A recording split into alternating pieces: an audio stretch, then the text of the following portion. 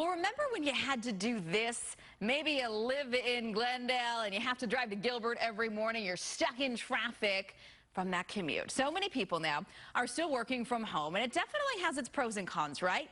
But here's an idea for you. May you want to add a fake commute for yourself when you work from home? Does that sound a little interesting? Well, we are going to ask Dr. Worden from the Arizona Naturopathic Medical Association why this might be important. Good morning. Good morning.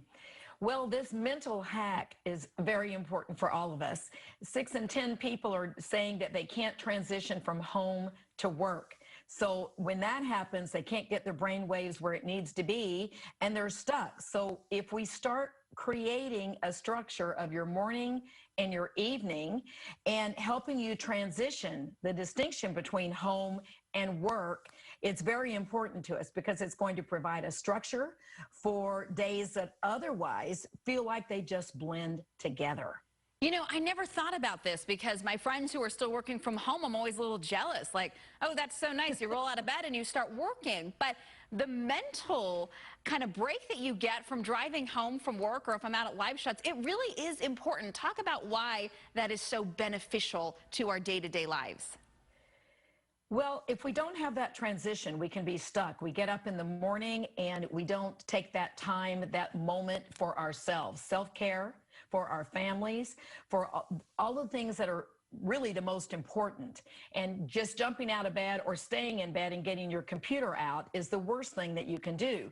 If we don't have that transition for us to understand, and our bodies and our mind to understand and get that mental break, it's going to cause burnout. And the studies are very clear that working longer hours and the inability to separate work and personal life are the two biggest burnout things that can happen to us.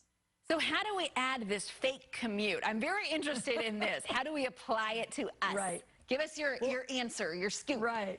Right. So, you know, if you can do the things that you used to do, great.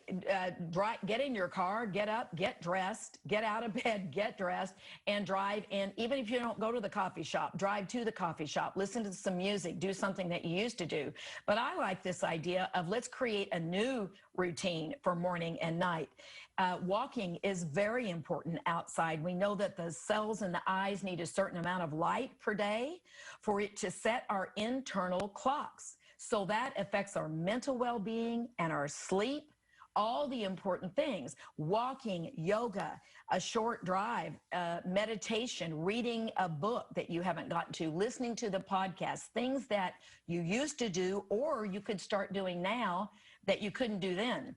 You can't dance in your car or on the bus whenever you're packed like sardines, but you can dance at home, get up and have some fun before that day starts. And at night, transition that as well. Otherwise, you're trying to go to bed with a busy mind and your sleep quality is not going to be good.